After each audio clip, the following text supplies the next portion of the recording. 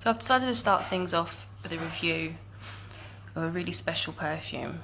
Um, this is the perfume that I've been really hoping to get hold of. And I know it's not exactly, people call certain perfumes their unicorn because they're rare or because it's just so hard to get hold of. This is not obviously one of those. This is quite readily available for various sites. But for me, this was a hard one to get hold of, being in the UK, because there's only so many online retailers that sell it, and nowhere in the UK does. So Thornton Manle are from Australia. It's an Australian company, and I could have ordered it from Australia, but I didn't want to risk the shipping. I'm sure it'd been fine, but you just never know. You're not in control of the journey and all the things that can happen. So luckily, a company called Neroli from Hungary, Budapest, they've got a lovely website. They do a lot of niche perfumes, and they sell the whole range of Thornton Manle. And I've contacted Thornton Manle to ask them, previous to knowing this, they're the ones that told me to go to Neroli because it would save me a lot of shipping. Obviously it's closer than Australia, so that's where I got this perfume from, and I'm quite impressed with actually the time it took.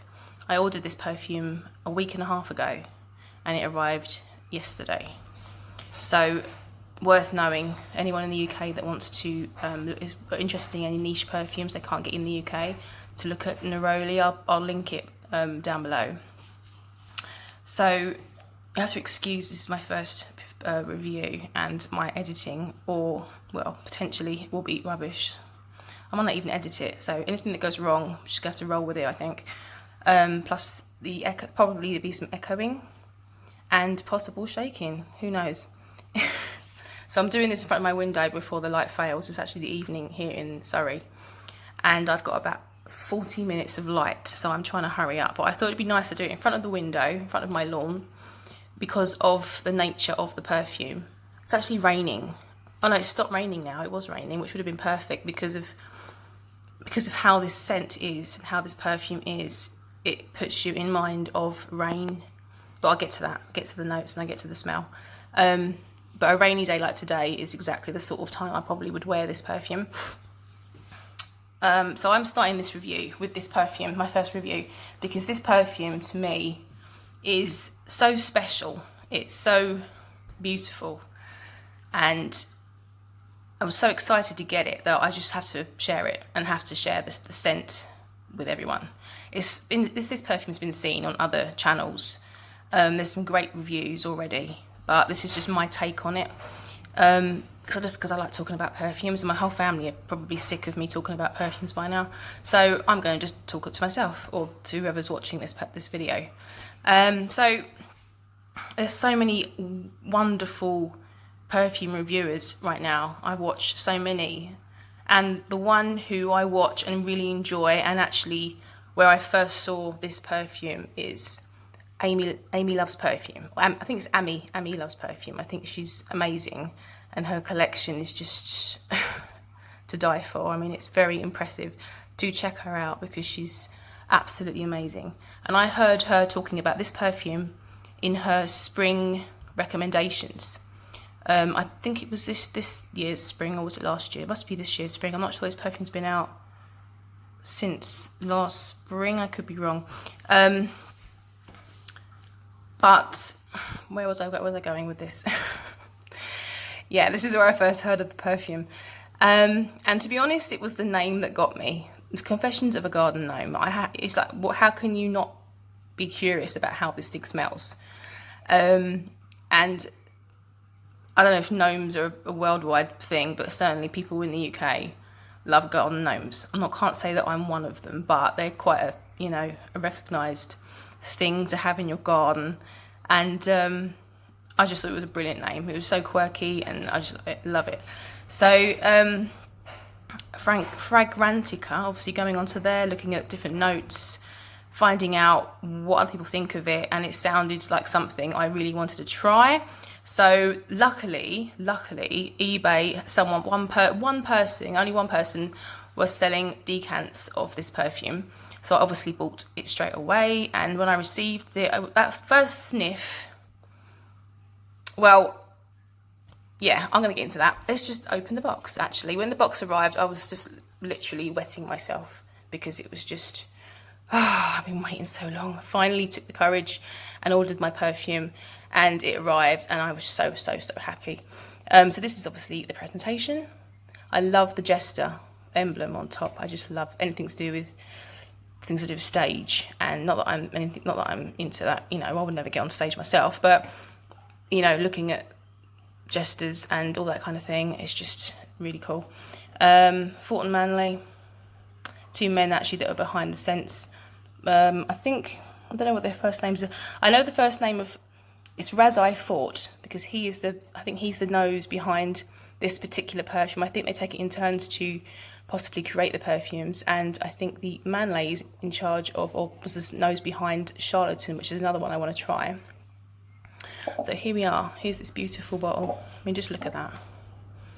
It's so, I just love it. It's so gothic, and I don't know, what's the word for that? Kind of just stunning, really stunning. It's quite heavy. It feels, you know, it feels good. It feels good quality. Got a beautiful crown.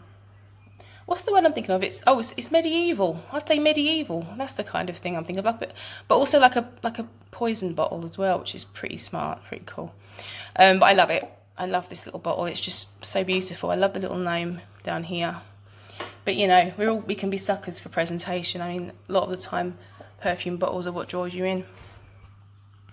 So there you have that. This is a 50ml, and they only come in 50mls. All of the line only comes in 50mls for now, anyway. And but that's fine. That'll keep me going. Let's just give it another sniff. Hang on, I'm going to spray it. I haven't sprayed this all day. I've been waiting to spray it so I can give my first impressions.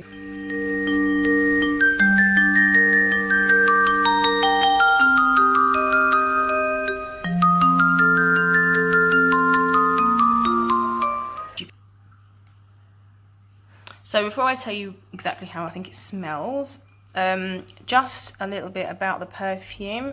I mean, you can read it all up on Fragrantica or on the website, but it's classed as a floral woody musk for both men and women. And what this perfume does is represent all 4 seasons in one smell. So that is the idea behind this particular perfume, which I kind of get, I suppose. I think mostly I get spring, and mostly spring. The top notes are pink pepper, coriander, bergamot, and yuzu. I'm not sure what a yuzu is, but a picture of it looks like a lemon. Middle notes: rose, lily of the valley, violet leaf, mango, and the base notes are white musk, amber, cedar, birch, and ambergris.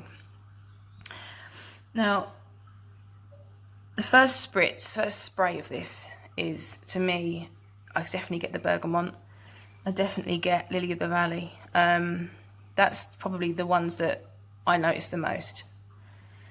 And there's definitely a musky, slightly masculine start up to this, which I guess is the white musk and probably the amber, I think. I'm not a big fan of amber. It does give me a headache.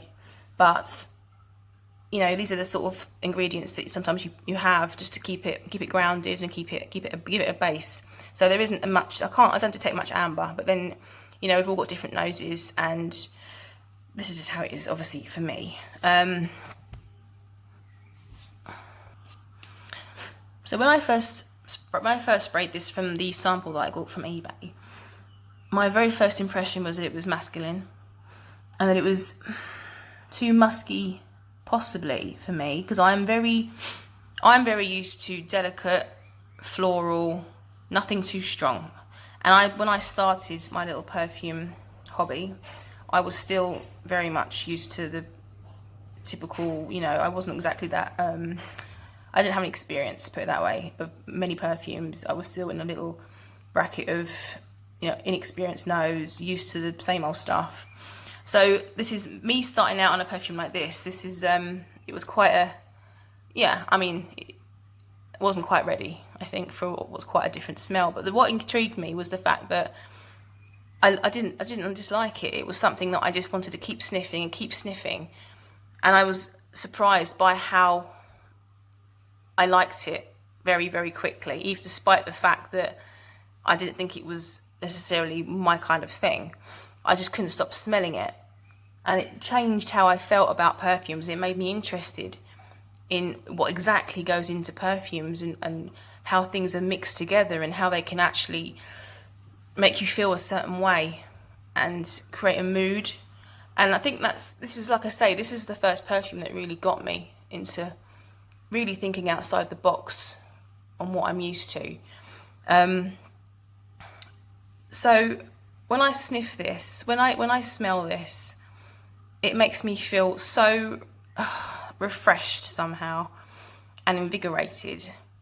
And it's quite a magical smell. It's something about it that makes, I just want to close my eyes and I just can't stop sniffing it. I like that it's unisex. I don't like smells, I don't like typical, things that lean far in each. Well, I mean, anyone can wear anything, but I like smells that kind of sit in the middle and are interesting and have so much character. This has got a lot of character. I wouldn't say it was heavily well, is it projecting? I think I've only worn it, a few times, and I'm not one for heavily spraying. I don't want to knock people's socks off with perfume. I can smell it on myself enough, and I love it. I was reading Fragrantica, and I think there was one person that wrote that it smells of cigarettes and lime. And that sounds gross, because I mean, cigarettes smell horrible. It gives me a headache just thinking about cigarettes. But as much as I'm not a smoker, and I'm not one for smoking, I'm just on principle, I don't like the smell. And yeah, I love the smell of Golden Virginia, which my dad smokes. Well, he used to smoke. I think he does still smoke. He smokes Golden Virginia, and smells are so important for memories and for association. And Golden Virginia, to me, is actually a beautiful tobacco smell, and it takes me right back to childhood memories. And that kind of a tobacco-y smell is what I get in the top notes. There's no tobacco in this, but that masculine muskiness almost gives you a tobacco-y first impression, and it's very comforting for me anyway.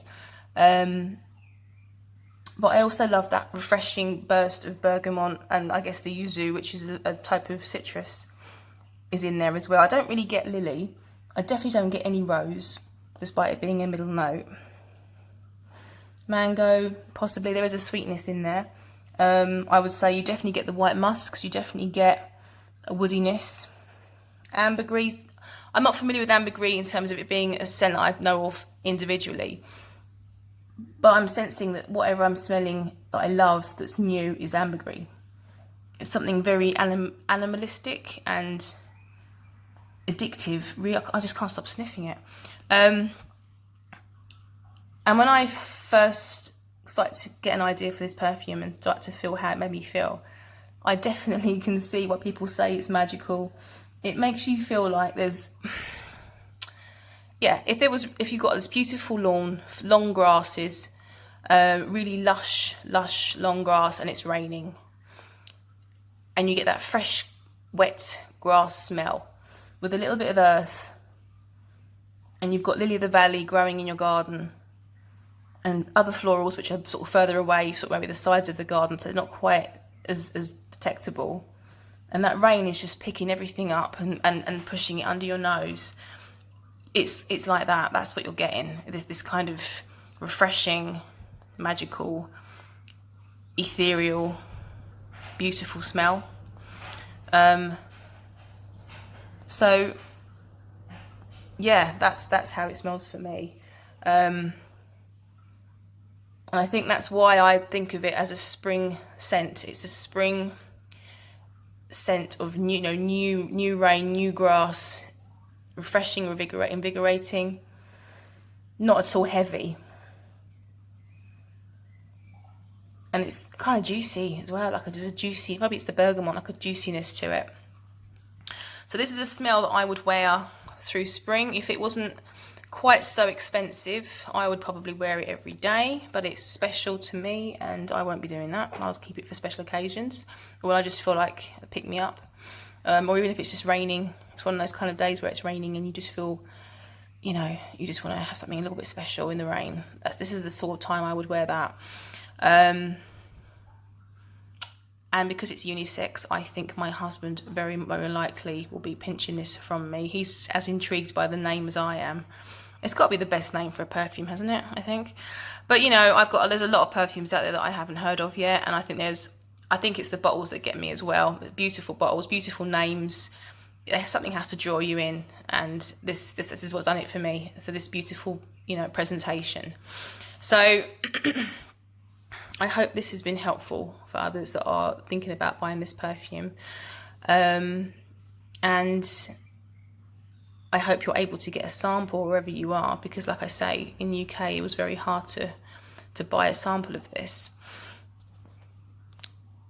And I think if you like Lily of the Valley, refreshing, but a light burst of it with other citruses, that's kind of what you'll be getting, I think, from this, if that's the kind of thing you're interested in. I think it's definitely given me an interest into Morton Manle and to see what else they've got in their line. Charlatan, I think, will be my next. I'll try and find a sample of that, because it's the notes that are included in that right up my street, like rose and chocolate, and more of a gourmand, not too heavy. Anything that's rose. I do love rose, but this is why I think this is impressive to me. This is what I find interesting, is that I've never really been a Lily of the Valley. You know, I've never really had anything Lily of the Valley. It hasn't really occurred to me to even be into Lily of the Valley, and this has put me into a Lily of the Valley head. Like, I want to find other things that are Lily of the Valley and see how I feel about them. So yeah, I think that's all I can say on that. I hope it's been helpful, and I hope to do many more reviews. It'll be perfumes which I'm genuinely interested in. I'm getting quite a little collection of perfumes. This new hobby started maybe 2 months ago, so it's quite new, but it's scary how many perfumes I've already got. It's scary, and I really should share them, because they're kind of up there. No one gets to see them, so I can share them on my channel. And yeah, I think I'll leave it there. Thank you all for watching. I hope this has been interesting, and I'd love to know what everyone else thinks of this perfume, and if you tried anything else in the Morton Manle line. That's all. Thank you. Bye.